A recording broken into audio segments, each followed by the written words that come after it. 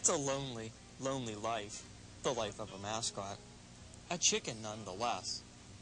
I see all those other mascots running and playing with children, taking pictures and receiving kisses from beautiful girls. Then there's me. Everyone just points and laughs.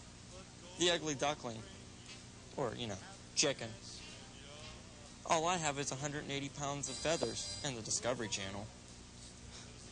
Where's my pictures? Where's my kisses?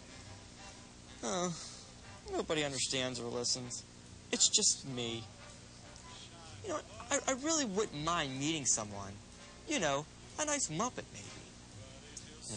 I've always had my eye on Lady Elaine. Now there's an egg I wouldn't mind laying.